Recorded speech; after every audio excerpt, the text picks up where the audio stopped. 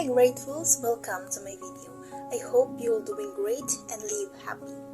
This time I will be discussing the 3 things that best describes myself and the essay about the Jay Shetty's motivational video, which is entitled Before You Feel Pressure. Without further delay, let's proceed. So the first thing that best describes myself is a book. Yes, a book. I'm not one to be judged by my cover. You'll need to make an effort to open and read me if you want to learn more about myself. Some people, and mostly, they always judge a person within what they saw from the outside, even they don't know the whole story. This is very habitual here in our country.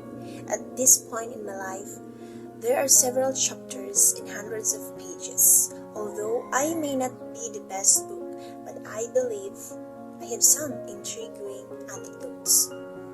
This thing is a piece of paper. I am readily changed. I am always evolving, like this piece of paper that can be found itself in a pocket. This illustrates that even if I have friends, I am still alone. I am very simple and there isn't much to say about me. If someone asks, I could definitely sum me up. I am readily repairable. Once I have suffered damage, it will be simple to put myself back together, since at this point I am simply accustomed to suffering harm. The last thing that also best describes my personality is this bobby pin or a hairpin. So, this bobby pin describes me almost exactly. I am small, an insignificant person. Nothing grand or spectacular about me.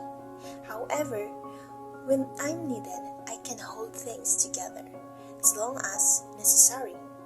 And no one really remembers I exist until they need me. Just like this bobby pin. Before You Feel Pressure, a motivational video by Jay Shetty. So my essay reaction is entitled Go with the Flow, an ex-monk's advice on how to follow your true path. However, Jay Shetty is focused on helping people pursue what's meaningful rather than what makes sense. One of his motivational videos entitled Before You Feel Pressure truly reminds myself to do not rush things and plan a timeline because everything in life happens according to our own clock. Just be patient.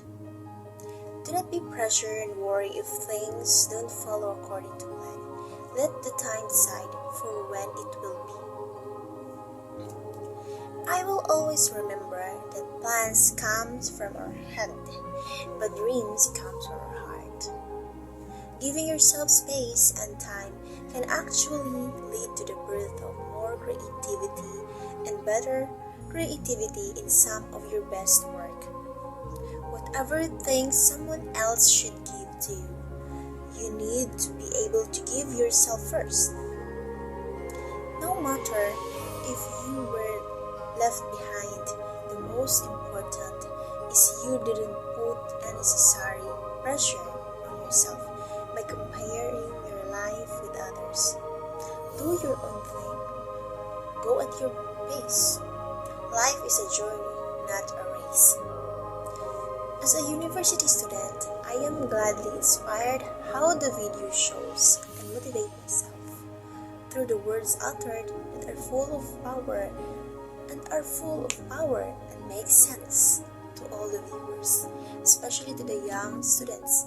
It will help us engage ourselves to not bother for what life brings in the future, and don't be eager to make timelines in order for ourselves to be fixed for the next years to come, because we do not know the consequences in the near future of our lives. Being a student, I know all of us have experienced a fixed, or some of us have experienced a fixed plan or timeline set by our family, because they already know what's best for us, and these circumstances cannot be avoided as long as we are still young. But this type of discipline will trigger our minds because as a student, we just want to live we do not want to feel pressure to work hard for our best future. All we want is just go with the flow, enjoy the process, and patiently waiting for our own time, our clock that God sets for us.